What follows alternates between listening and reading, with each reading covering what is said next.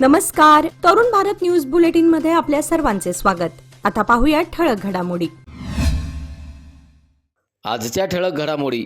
सांगली जिल्ह्यातील जत तालुक्यामधील मोठेवाडी इथं मरगुबाई देवीच्या धार्मिक कार्यक्रमादरम्यान भीषण दुर्घटना घडली आहे.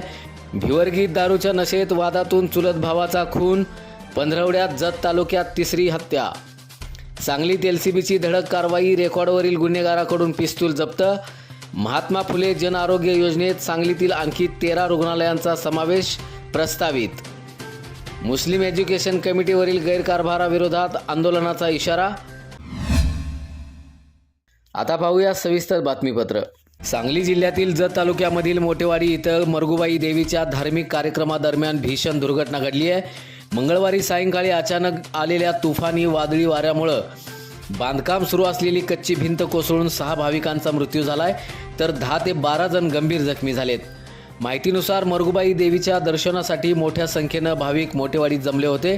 दरम्यान परिसरात जोरदार वादळी वारा सुरू झाला. स्वतःचा बचाव करण्यासाठी काही भाविकांनी जवळील बांधकाम सुरू असलेल्या भिंतीलगत आश्रय घेतला. वादळाचा वेग वाढत असतानाच शेजारील पत्र्याचं शेड उडून थेट कच्च्या भिंतीवर आदळलं. त्यामुळं भिंत अचानक कोसळून अनेक भाविक ढिगाऱ्याखाली दबले गेले. स्थानिक नागरिकांनी आणि ग्रामस्थांनी तात्काळ मदत कार्य सुरू करत जखमींना बाहेर काढले. या दुर्घटनेत 6 जणांचा जागीच मृत्यू झाला असून मृतांमध्ये काही मुलांचाही समावेश असल्याची माहिती समोर आली आहे. जखमींवर विविध रुग्णालयात उपचार सुरू आहेत. घटनेनंतर संपूर्ण परिसरात शोककळा पसरली असून प्रशासन, पोलीस आणि महसूल विभागाच्या पथकांनी घटनास्थळी धाव घेत पंचनामा सुरू केला आहे. सांगली जिल्ह्यातील जत तालुक्यात पंधरवड्यात तिसऱ्या खुनाची घटना घडल्यानं परिसरात भीतीचं वातावरण निर्माण झालंय. भिवर्गी करजगी रोडवरील गौडर वस्ती इथं सोमवारी दुपारी महादेव सिद्धू बिरादार वय वर्ष 26 याचा त्याच्या चुलत भावानं गळा दाबून खून केल्याची धक्कादायक घटना समोर आली आहे. दारूच्या नशेत चेष्टामस्करीतून सुरू झालेला वाद काही क्षणात मारामारीत बदलला. आरोपी सिलसिद्ध मल्लाप्पा बिरादार यानं महादेवचा गळा दाबल्याचा आरोप असून या झटापटीचा व्हिडिओ सोशल मीडियावर सध्या व्हायरल झालाय. गंभीर अवस्थेत महादेवला जत ग्रामीण रुग्णालयात दाखल करण्यात आलं, मात्र डॉक्टरांनी त्याला मृत घोषित केलं. उमदी पोलिसांनी आरोपीला अटक केली असून पुढील तपास सुरू आहे. यापूर्वी कोसारी अपहरण खून प्रकरण आणि संक इथं वायरमन संतोष कुमार बिरादार यांच्या गोळीबारातील हत्येमुळं जत तालुका आधीच हादरलेला असताना आता आणखी एका खुनामुळं नागरिकांमध्ये दहशतीचं वातावरण पसरलंय.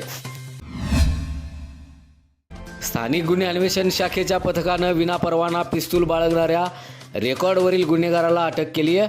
विश्रामबाग परिसरातील वालचंद नगर इथं ही कारवाई करण्यात आली आहे. गोरखनाथ मारुती कदम वय वर्ष 42 असं अटक करण्यात आलेल्या संशयिताचं नाव आहे. गुप्त माहितीच्या आधारे एलसीबीच्या पथकानं सापळा रचून संशयिताला ताब्यात घेतलंय. त्याच्याकडून एक देशी बनावटीचं पिस्तूल आणि जिवंत काडतुसं जप्त करण्यात आली आहेत. जप्त मुद्देमालाची किंमत सुमारे 60,500 रुपये असल्याचं पोलिसांनी सांगितलंय. ही कारवाई पोलीस अधीक्षक तुषार दोशी यांच्या मार्गदर्शनाखाली करण्यात आली असून पुढील तपास विश्रामबाग पोलीस ठाण्यात सुरू आहे. सांगली जिल्ह्यात महात्मा ज्योतिराव फुले जन आरोग्य योजनेत आणखी 13 खाजगी रुग्णालयांचा समावेश करण्याचा प्रस्ताव शासनाकडे पाठवण्याचा निर्णय जिल्हा संनियंत्रण समितीच्या बैठकीत घेण्यात आला आहे. जिल्हाधिकारी डॉक्टर मैनाक घोष यांच्या अध्यक्षतेखाली झालेल्या बैठकीत रुग्णालयातील डॉक्टरांची उपलब्धता, सोयीसुविधा आणि बेड क्षमतेचा आढावा घेण्यात आला. सध्या जिल्ह्यात या योजनेअंतर्गत 184 रुग्णालयं कार्यरत असून त्यात शासकीय, खाजगी, प्राथमिक आरोग्य केंद्र आणि उपकेंद्रांचा समावेश आहे.